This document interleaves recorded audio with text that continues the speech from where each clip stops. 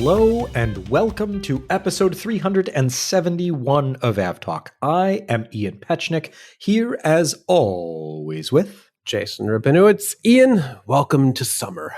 Welcome. Oh man, what a welcome, right? You know how I know it's summer? How do you know? I don't even have to judge by the disgustingly high temperature outside that you probably have in Chicago. I know we have here in New York. I know is following me all the way to Switzerland next week. Super happy about that.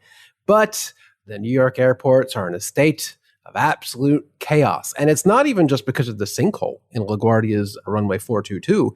It's just because of this weather. Just because of the sinkhole. Not just because of the sinkhole. The sinkhole doesn't help. It hurts. But because there's a cloud like 500 miles away. So 4-hour delays, it is what it is.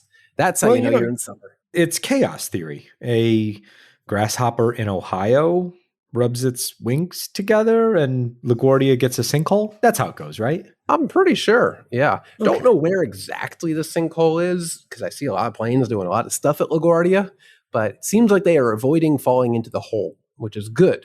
That's important. Not taxiing into the sinkhole is important and good. Yes. It's generally good practice. Yeah. Well, good luck with all of that. As Jason mentioned, he's off to Switzerland next week. I'm off to Sweden next week. Those are different countries. I feel like I have to say that, probably not for our audience, who is generally interested in aviation, which usually goes along with a geographic interest. But so many people, when I say I work for Flight Radar 24, they say, oh, what's that? I tell them what it is. Where are you based? We're based in Stockholm. Oh, how's Switzerland? I mean, unrelated, but it's probably fine. I'll let you know. So we'll have an interesting show next week. I'll be in Stockholm for the annual company gathering there. We'll bring whoever we can find onto the podcast. So it'll be a cast of characters. I'm not sure who exactly will be here on the show next week, but someone will be here and it will be good. I promise you that. Last week, we talked with Steve Giordano from Nomadic Aviation Group about bringing a whole mess of former Spirit Airlines planes into storage in the desert. This week, we've got an update on how many they've brought and how much money Spirit lost in its final month of operation. Oof. Or not even the final month. It's penultimate month of operation. So we don't actually know how much they lost in the final month yet. But nearly all except one that I can find, of the leased Spirit aircraft have made it into storage or onward to their next destination. A few have gone to MROs in San Salvador and in Hamilton, Canada. The rest have gone to storage, most of which have gone to storage in the Arizona desert.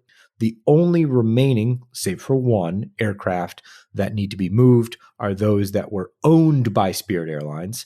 Some of those are moving, but I'm going to be super interested to see how long the longest one sits.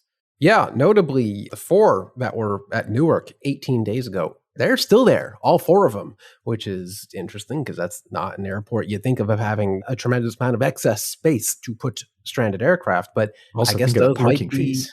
yeah, those might be the owned aircraft. They're all in the same kind of bank of registration.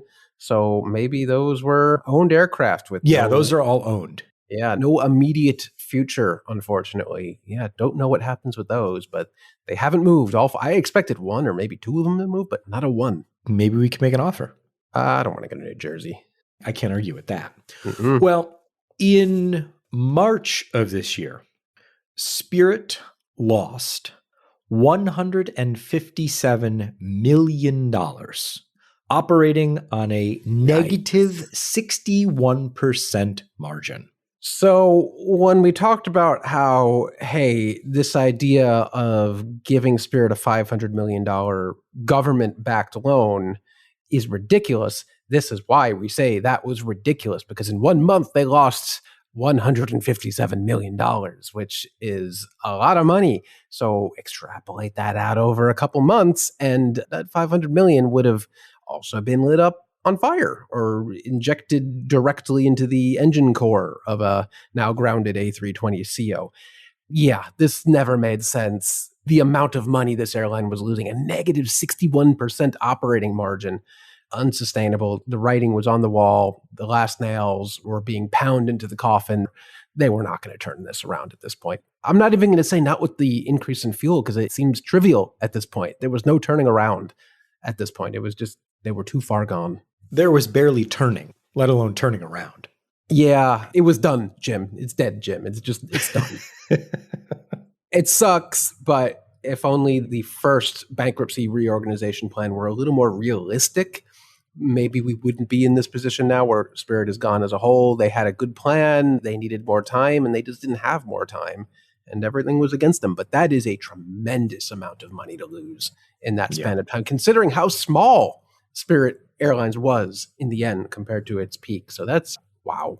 Yeah, that's a very, very good point, is the amount that the airline had already shrunk by March makes the loss even more impactful. Yeah. Rest in peace, Spirit. You were too good for this world. Okay. I can't add any more to that. So we're going to move on to this week's NTSB hearings in Washington, covering the UPS MD-11 crash from last November. These hearings are 2 days of expert testimony, witness statements, and other examination of evidence that covers the factual docket that the NTSB has created. So that docket is now available. The link is in the show notes for you to take a look at. Among other things are video evidence that the NTSB has put together that combines a thorough examination of the parts of the aircraft and how those parts came together and then separated to cause the accident. It also has, for the first time, the on-airport official CCTV. And they point out exactly where the failure occurred and how the engine detached from the wing.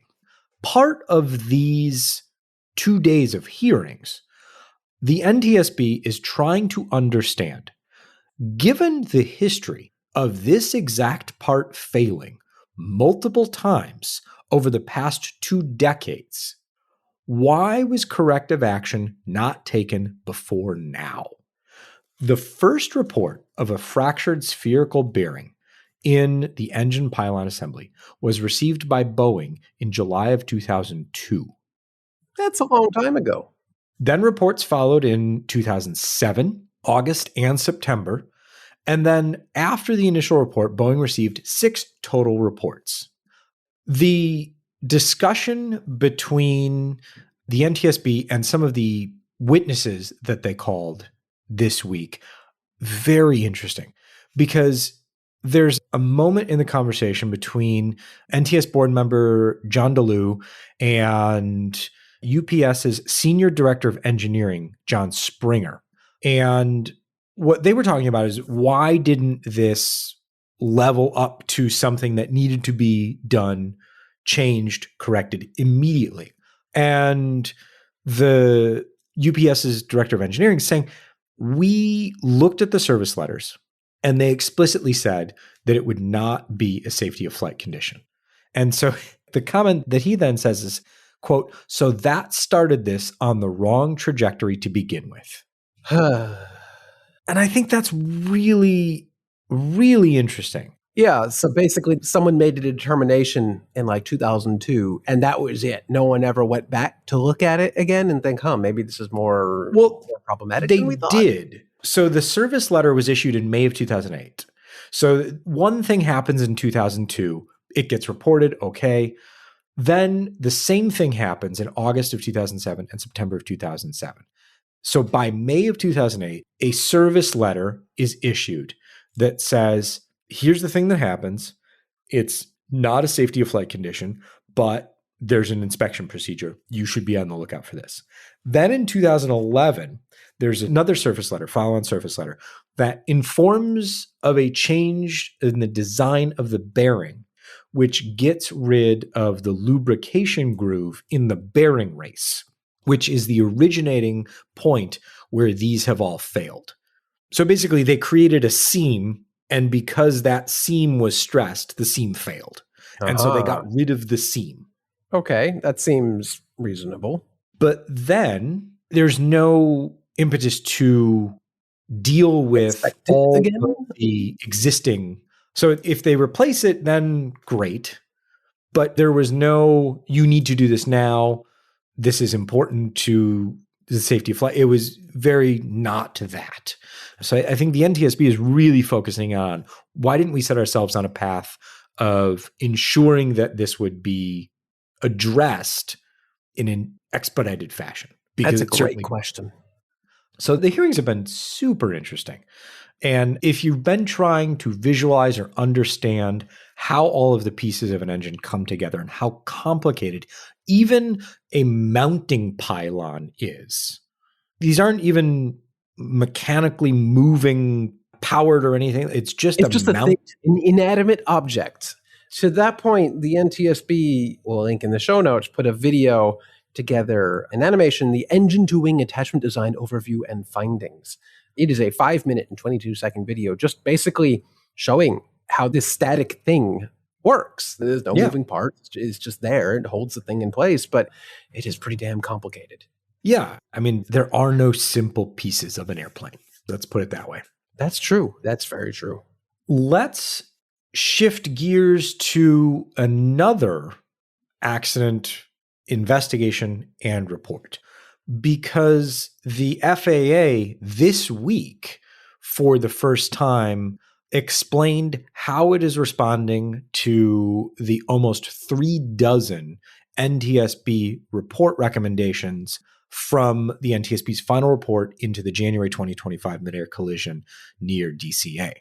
The FAA says that it's working on they have addressed 7 recommendations thus far, and they are trying to address more than half, quote unquote, by the end of next year.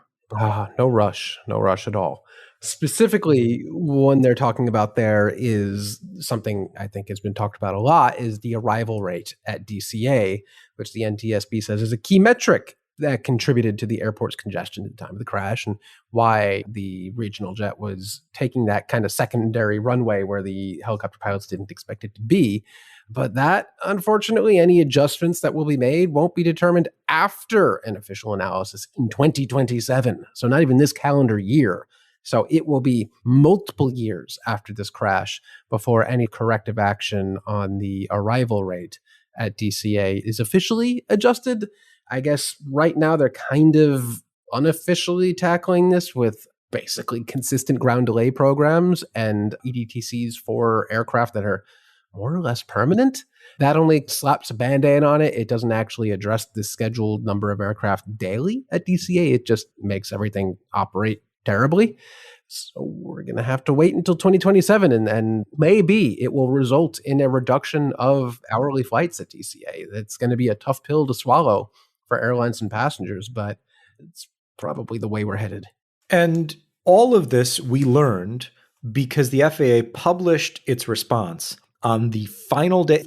This is real senior year, handing in your homework right before it's due. The last day of a 90-day window that the FAA had to publish this. And it was also the day before FAA Administrator Brian Bedford was set to testify before the Senate's Aviation Subcommittee on said implementation of NTSB suggestions. So, yeah, setting that aside, we also learned some rather interesting things as part of that testimony.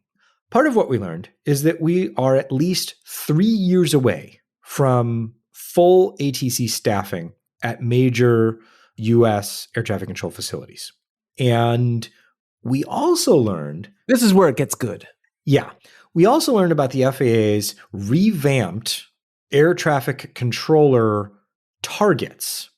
The FAA is reducing its staffing targets. Excuse me? Surely you have that backwards, right? You must mean increasing the targets for hiring air traffic controllers, right?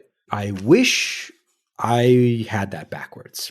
The FAA is reducing its target number of air traffic controllers, quote, because of expected efficiency gains, end quote, through air traffic control modernization efforts. What they are saying, or what a report from a group that is tasked with figuring these things out, that all of the air traffic controllers and their union are very concerned with at the moment, says if you modernize US air traffic control and do things like AI, then you don't need as many air traffic controllers. Nope, don't agree with that. Nope. The air traffic controller's response thus far has been, I'm sorry, what? But more critically, what they are saying is that the FAA is arguing that, and one of the biggest things here is increased efficiency and time on scope, which is the FAA saying if we do technology things, doesn't necessarily have to be AI. It could just be better. Something the FAA is well known for executing flawlessly and on time. Yes. If we do that, it will allow controllers to spend more time during their shift on the scope. When in fact, a number of NTSB recommendations regarding air traffic control is basically don't do that. Yes. Part of the system modernization, they say here, is also, I'm going to quote a bullet point out of the press release, improve airspace optimization and reduce airspace complexity by deconflicting airline scheduling to smooth traffic flow and maximize efficient use of airspace through new technology. Technology. How many times has the FAA said that exact thing over the dozens of years we've seemingly been talking about this subject? It never happens, whether we're talking about the improvements ADSB will bring or next gen or anything else. Do these airspace improvements ever actually bring forth any tangible reduction in airspace complexity or deconflicting airline scheduling? I don't think so. I'm taking a look at JFK right now, and things are not going so well. Then again, there is a cloud over Boston and a sinkhole at LaGuardia, but none of this stuff ever comes to fruition. And lowering the target hiring of controllers is real problematic, because we know that what percentage of trainees wash out and don't actually make it into actual, I don't want to call it production, but actually in a cab or a facility somewhere managing air traffic. It's what, like 50%? So it's a high number. It's really hiring bad. Targets versus actual controllers on the job. Very different numbers. Yes. The FAA says it's 60% towards this year's hiring goal, which I guess is good. Could be worse. But I don't know. After all the rhetoric from this administration about hiring as many people and then the best and the brightest, and then saying, you know what, actually, we don't need that many people because ChatGPT is going to tell us how to make things better, is the same AI that I was just reading today that like a college's graduation ceremony, they used an AI tool and it just erased people's names. If you erase someone's name off a graduation ceremony, they're going to be upset. If you erase a flight from a controller scope, someone could die. None of this stuff is production ready. I don't know. I hate this. I don't see why they would do this. It's not a budget reason. It's not like we don't have the money to hire more controllers. Is it just a tacit acknowledgement that we will never be able to hire enough air traffic controllers? So let's just make the number lower. I mean, I don't think that's it. I think that they followed the recommendations of this report that was produced by, it's a nonpartisan transportation study board. That's their job. I don't understand it. So it's the National Academy of Sciences Transportation Research Board, and they are responsible for coming up with ideas to solve problems. Ideas are great, but they actually have to be put into practice and be proven to work before you can lower the amount of controllers you need. Because what if this stuff doesn't get put into practice or doesn't work out as well as they think it would? Now you've lowered the number of controllers who you might actually still need in the next few years. I don't like any of this. And it's not like this is some far off number. This is like fiscal year 2026, which is kind of now. So that's not great. Yeah, I mean, fiscal year 2026, and then dropping those numbers down in 2027 and 2028. And remember, the fiscal year starts October 1st. Yeah, so this is like basically we're now. Almost to the end of the year. So Good stuff. Yeah, not great. I will be very interested to see if this plan stays put or survives some sort of congressional oversight. Congress, we still have one of those? That's good. And surprisingly enough, they've been on this lately. So we'll see how this shakes out. Well, they got to do something, I guess. Let's stick with accidents, incidents, and updates here. We're moving on to the NTSB's recommendation that the FAA mandate real-world smoke in the cockpit training as part of pilot training because of a December 2023 incident in which a 737 MAX suffered a bird strike and engine failure, leading the cockpit to fill with smoke. And the pilots were facing a much more difficult scenario than they had trained on. It got darker, it got smokier, it got much more confusing, much more quickly than they had trained. The NTSB says, quote, if such an event occurred at night or in instrument meteorological conditions, the consequences could be catastrophic. This is a good recommendation. Yeah, the NTSB is urging the FAA to, quote, develop standardized training for realistic scenario-based simulations of smoke in the cockpit events to be used during initial and recurrent pilot training. I like it. Yeah. Smoke in the cabin is scary. Way back when, we're going like 10 years now, I was in Brazil at TAM's flight attendant training facility. And one of those things that they trained on, they had a mock cabin that had extremely low light that they then filled with extremely thick smoke. And I didn't think it would be as scary and as impossible to find my way out of the cabin trainer as it was.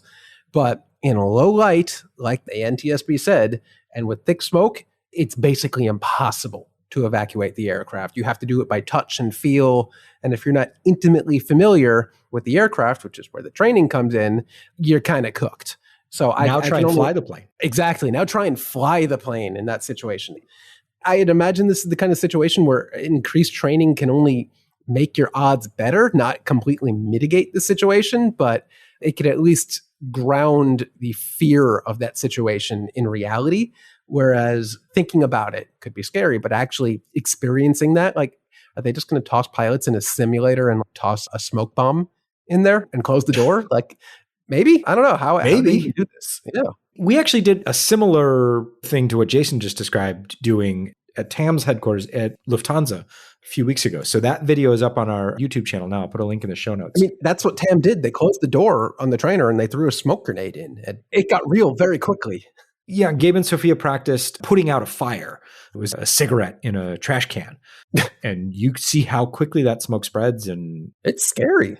There's also some very interesting discussion about what the response is for the crew not dealing with the actual fire. And one thing that I hadn't really thought about in the context of aviation thus far is, what do you do on an A380? Which Lufthansa operates. And that becomes even more interesting because you certainly don't want the fire to spread between levels. So super interesting discussion and worth checking that video out. That link is in the show notes. Over the weekend, a Croatia Airlines A220-300 rejected its takeoff in Split and then exited the runway in a not on a taxiway manner. Through the grass, took out some runway edge lights, took out a runway sign, and came to a safe stop in the grass. The aircraft was damaged. Thankfully, no one on board was injured. Investigators are probing why they needed to reject the takeoff and why they suffered a runway excursion. Yeah, at a pretty high rate of speed. I think they rejected the takeoff, or the takeoff was 131 knots. Yeah, don't know if they rejected the takeoff or the takeoff was rejected on them. Not really sure. But while there is video, it's fairly low resolution. I've seen a lot of speculation back and forth of, oh, they didn't even apply any rudder deflection or anything to keep them on the runway. Really hard to tell from the video, at least that I have seen. But we are just here mourning the loss of yet another perfectly good geared turbofan engine for an A220. Or maybe that wasn't a perfectly good A220 GTF engine. Maybe it caused the problem. We don't know. But it is fun to watch it just demolish a couple of signs on the side of the runway. We could say Yes. it was fun because everyone was fine. That's except that exactly it. engine. Except the engine. Yeah. Reuters is reporting on the Indian investigation into the crash of the Boeing 787 and the separate investigation into the 787 fuel cutoff switches on a flight from London to Bengaluru. That investigation is proceeding to Seattle in June. These are separate investigations dealing with the same part, but the investigation into the fuel cutoff switches on the flight that eventually landed fine in India from London is ongoing, and that is what investigators are focusing on. The cutoff switch module from that particular aircraft was removed and sent back to Boeing. Reuters is reporting, quote, as the matter is sensitive in nature, Air India is hereby directed to ensure that the strip test examination at OEMs, Boeing, their premises, is carried out in presence of a DGCA officer. That was an email written by the DGCA Deputy Director of Airworthiness in March. So Air India is going to transport DGCA officers to Seattle, where they will oversee the tests of these fuel cutoff switches to see if they can somehow, when pressure is applied in some way, be made not to stay in the run position. Interesting that they would have to go to Seattle for this and wouldn't want to test, I don't know, their own aircraft in India with like Boeing personnel there. This is specifically the module from that incident airplane.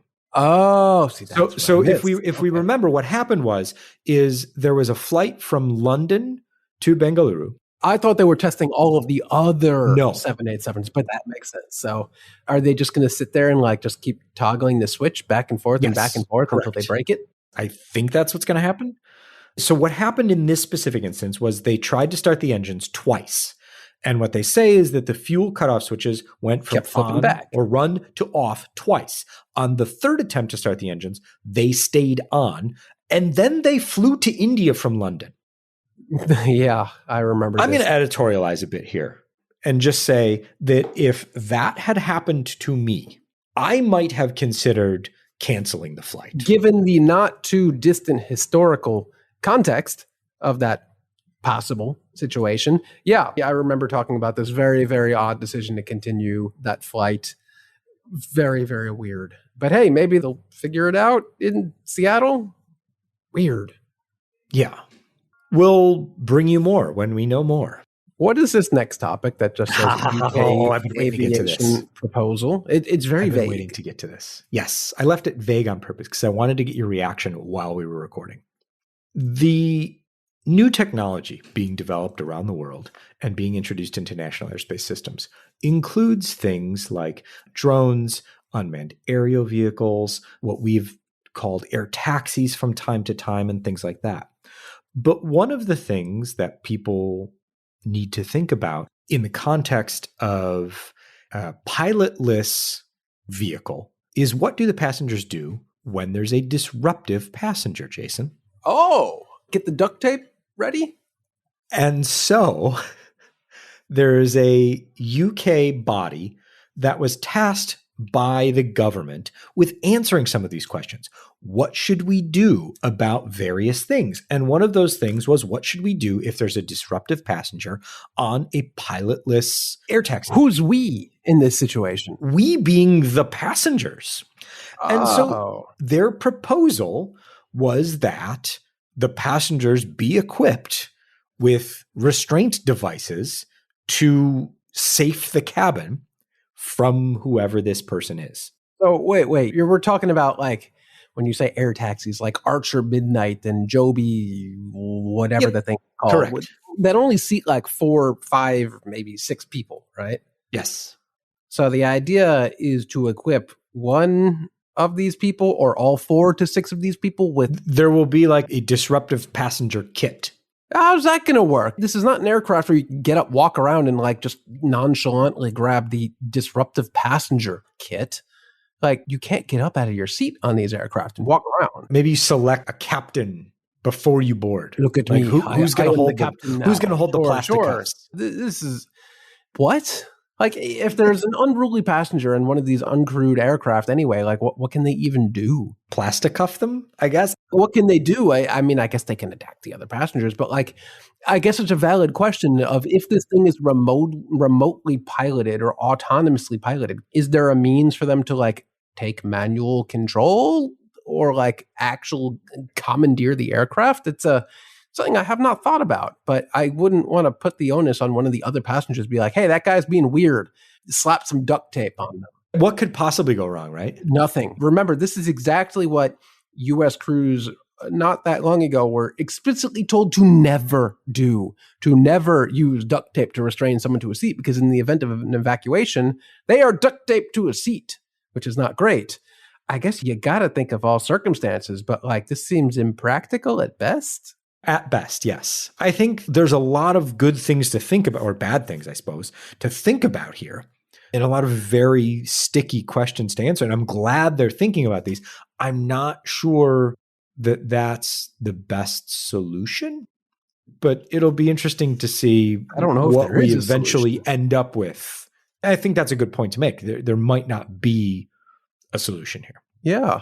Good luck. It turns out, Jason, that there is a solution to the worries about Europe having jet fuel this summer.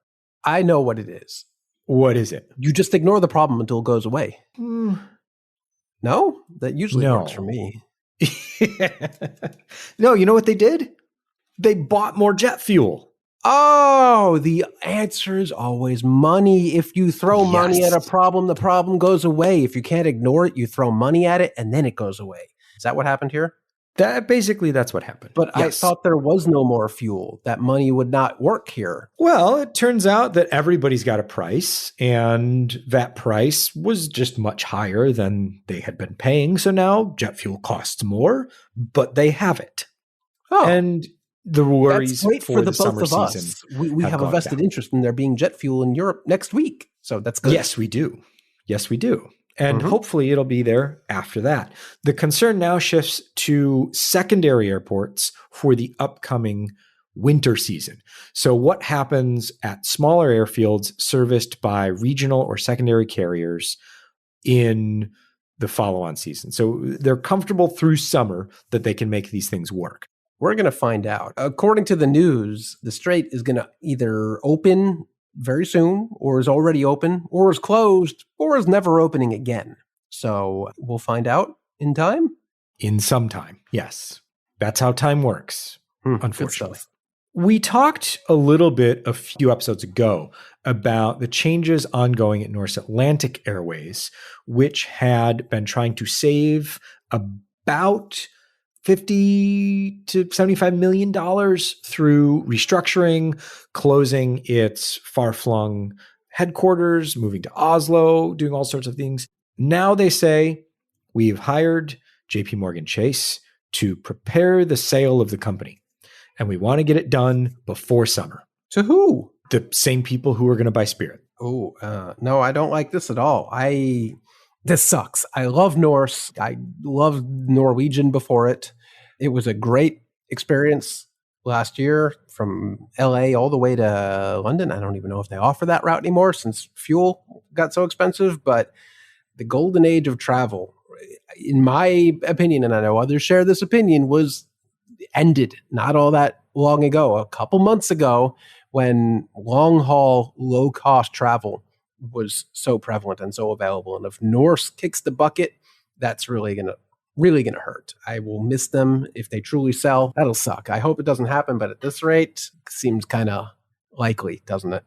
Yeah, I mean, Norse is not, and we joked about this a ton, but Norse ended up not being Norwegian 2.0. They ended up running a well-run airline. And this is one of those things where, because of choices they made to some degree, but largely because of economic conditions around them, the airline is not doing as well as it could be. And I totally get not basing your business model on the best case scenario, which may have been a bit of what they did, but it still sucks. They had a great spot in the market. Yeah, weren't they also leasing out their aircraft to like Indigo, and then Indigo very suddenly said, nah, never mind, fuel's too expensive, airspace restrictions, all that. So like even their backup plan at this point isn't working out. I'm going to be real unhappy and sad if the reincarnation of Norwegian Norse ends up also not working out, because it has made long-haul travel available to many people in the same way Spirit made short-haul travel in the U.S. very affordable to people who may not have been able to travel otherwise. I wouldn't say at this point, like, oh, don't book Norse or anything, they're going to disappear next week. I don't think that's at all the case. No. We will see what Chase has to say. As my bank of choice, if I have any say, I would say, Chase, please advise them to not sell and just maybe give them some free money. Not my money. Oh, I thought that's where you were going. No, not my money. I need that to fly Norse. Yeah, I'll let somebody else work. This was not sound financial advice. No. Let's go to Korea and talk about a brewing fight between the pilots' unions representing Korean Air pilots and Asiana pilots. No, guys, you had 6 years to figure this out. And now we're getting into lawsuits. The pilot union representing Korean Air has filed a defamation suit against the pilots union of Asiana Airlines because that pilots union sent a letter to Korean Air arguing that Asiana pilots should be what would ostensibly be putting them ahead of Korean Air pilots in some ways in the seniority line. And there's been a lot of back and forth about this. So the differences stem from how each airline hires, the requirements for getting hired, and how they upgrade pilots from first officer to captain, and how all of that seniority comes together. Korean Air requires 1,000 hours for first officers. Asiana only requires 300s. So if you have a date of hire and that becomes the seniority, you can have much less experienced in terms of flight hours first officers from Asiana becoming captains at the new Korean Air, ahead of much more experienced Korean Air first officers. This merger was announced in what, 2019? Was it 2020? Early Maybe 2020? Could have been 1998. This is what we're getting at, is this has been going on forever. And it seems like it's not going to be fully resolved anytime soon. However, we do know now that the current airline, that is Asiana, will, I believe, cease to exist on December 17th. And it will officially become a part of Korean Airlines, which is fun because I'm flying Asiana at the very end of November. So I will fly, presumably, Asiana in its final days of operation, which is pretty fun or sad, but I've never flown the airline, so it'll be my first and last time. But this has been going on for over half a decade. And it's kind of shocking that they don't have like the details figured out. Meanwhile, Allegiant gobbled up Sun Country, and that took like all of 4 days to figure out and close. But wow, this just won't end. It just keeps going. And last month, the Korean Air Pilots Union members of the union voted 80% in favor of a strike. So they didn't vote to strike, but they voted 80% in favor of a strike. This was Korean, you said? Yes. Oh, good. I'm flying Asiana. It's fine. There you go, Jason. There you go. A little gift for you. Thank you. This next one is, we talked about this before we hit record because Jason was upset in a way I didn't expect him to be upset. But then when I explained what was happening, he got much more upset in a different way. So I'm going to lay it out and see how upset you all get.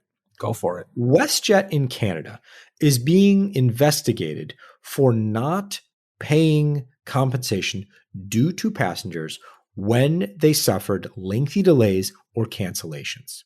In Canada, compensation is due for lengthy delays and airline cancellations.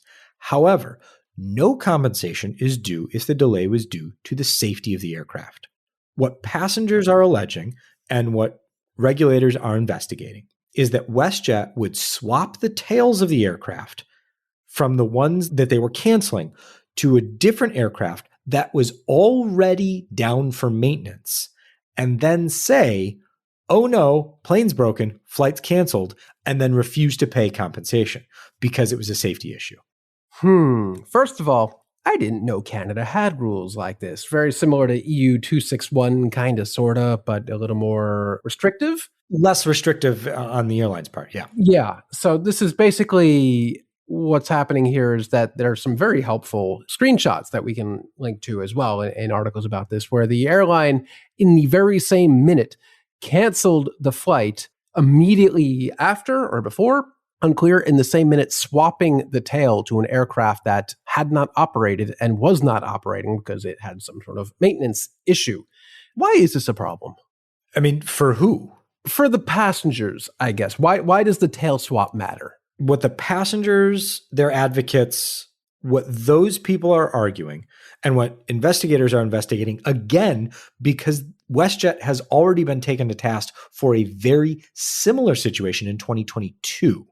What the tail swap does is it allows the airline to then cancel the flight because of a safety issue, if that aircraft that they are swapping to requires maintenance. So the flight could have been canceled for, maybe they knew they were going to cancel it for either weather, or they were short on aircraft because Boeing wasn't delivering them fast enough, or it got stuck at LaGuardia because of a sinkhole. Who knows?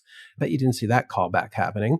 But basically what they're alleging is WestJet did not have enough aircraft for whatever reason to operate this flight. So they quietly swapped in an aircraft they knew had a maintenance issue, and then at that moment canceled the flight so they wouldn't be eligible for compensation. If that proves to be the case and proves to be true, that is real crappy.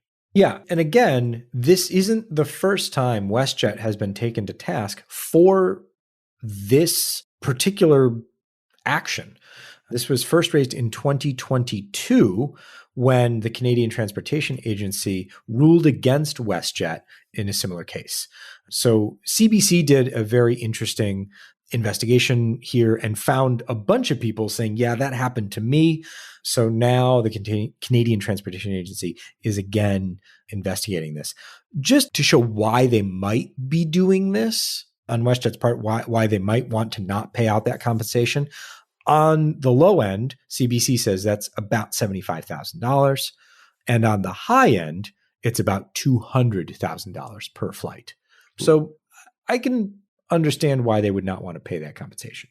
Yeah, but the flight in question here wasn't exactly, a no big deal, high frequency Toronto to Vancouver flight. Oh, you canceled, no big deal. Roll the passengers over to the next 19 flights of the day. No, this was Los Cabos to Calgary. I don't think they operate too many flights on the Los Cabos to Calgary line.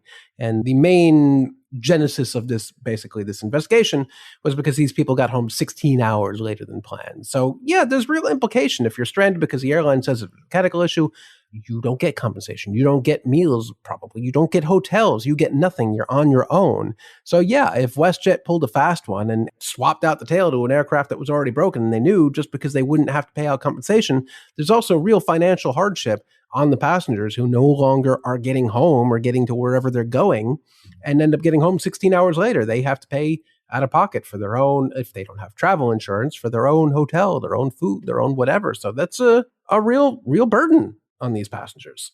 So we'll see what happens. But if there's real fraud there, I can only hope that the fine equals more than whatever it would have cost them in the onset to actually pay out people. Yeah. It never is. We'll see what the resolution is here and report back. Jason, let's talk about the bus. The bus, the not so glamorous way to the airport, but functional way to the airport. Or is it? Yeah. So we've probably talked about Landline in the past. I'm not all that sure, but for those we've talked about Landline in the past, but what is Landline? Landline is a fancy bus operator here in North America that works with airlines and actually has scheduled flights, quote unquote, that operate actually as just as buses from either very small airports or individual cities to big hub airports where you can then onward connect to an airline's route network. And you do so typically, you clear operation. TSA security, you check your bag, it gets loaded on the bus, and you actually end up airside at the airport you're connecting. That has been in practice for a good while now, I think since 2021, maybe here in the US with United, American, Air Canada has a big operation in Pearson. But now it's expanded to a bit of a twist in Boston. They are operating a remote terminal in Framingham, Massachusetts, about 40-ish minutes to an hour west of Boston, but not technically in conjunction with an airline. Logan, the airport in Boston, has just opened up a remote terminal in a defunct parking lot where if you are flying JetBlue or Delta, you can check in, you can check your bags, you can get on the bus, and they will drop you airside. And it costs $9. So that's pretty cool because it takes congestion off, people individually driving to the airport. It takes congestion off the TSA checkpoints at the major hub airport. I don't know. I picked this one up because it's just an interesting evolution. What's unclear is what happens if the bus has a flat tire or there's tremendous traffic and you misconnect. Like, you're not technically the airline's passenger at that point because all you've done is gotten on a bus that the airline hasn't booked for you. So I'm a little wary of that, but I want to try it. I like this idea, and I have a feeling it's going to catch on. I mean, I like the idea, and I hadn't really thought about your concerns there. And now I'm a little more worried about what happens. Well, yeah, because with everyone else, with Delta, American, you're the airline's problem. You're technically not Delta. Delta doesn't do things like this. Yeah, once you check in and you get on that bus, you are ostensibly an American Airlines passenger. You're just on a flight operated by landline, which actually got American into a little bit of trouble earlier this year, where they were calling them flights and people got on. They're like, why am I on a bus? This isn't a flight. That was a weird loophole. Let's not talk about that. But yeah, I'd imagine the airline will take care of you because it only applies to JetBlue and Delta at Logan. So it's not like any passenger can do this. You have to be flying one of them. But it's not something that's in like the global flight schedule, so you can't book it as a flight. It's an extension of the Logan Express bus network. Like, not that buses are anything new to connect onward to the airport, but this is an interesting twist for landline. Something I could see becoming quite popular if it proves to work. Like here in New York, like, sure, TSA at Newark is an absolute disaster. So what if you could clear TSA in Westchester, get on a bus and head down to Newark? And I know there are actually buses operated by airlines or contracted by airlines. I think a couple of the Asian airlines, I'm thinking in particular Eva Air, has a bus that operates like all the way from Philly to JFK to connect onto those flights. And in those cases, you're booking through the airline, so you're definitely protected. It's an interesting twist on how people get to the airport, but we'll see how it works. Starts June 1st. All right. Let's wrap up with what is, I think, irony, is what we're looking at here. Yeah, irony or just like a sad ending. I'm not. I don't know. This one's weird. What happened, Jason? What happened? Well, you apparently knew this happened last week, and we didn't bring it up. But the headline from AFP News Agency is "Experimental Plane Solar Impulse 2, which completed a historic round-the-world trip in 2016 without using jet fuel, crashed into the Gulf of Mexico recently." Its owners reveals. I said, first of all, I have a personal connection to that because I was at JFK when it completed its round-the-world journey, which was most of the way on its round-the-world journey. By the way, this is if the name Solar Impulse 2 didn't bring it home for you, this is a solar-powered aircraft. Yeah, we tracked it the whole way on its very, very, very long journey around the world. It was not a fast aircraft. No, it was not. But apparently, 3 years after its round-the-world flight, the solar-powered aircraft, or as AFP calls it, vessel, which is interesting, was sold to Sky Dweller Aero, which they say converted the aircraft into a drone to carry out controlled ditching, the company said in a press release issued Tuesday.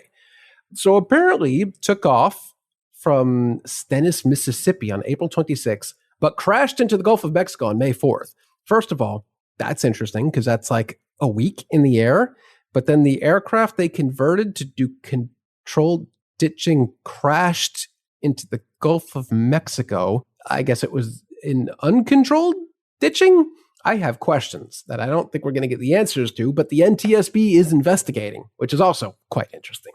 Yes, there will be no preliminary report. However, we will get a final report at the end of their investigation.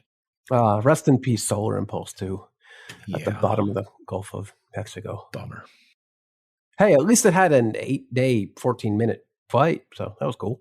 It was active for quite some time. I mean, they were busy with whatever they were doing. I also don't know why they were converting it to a controlled ditching aircraft. Like, why? Gotta convert it to something.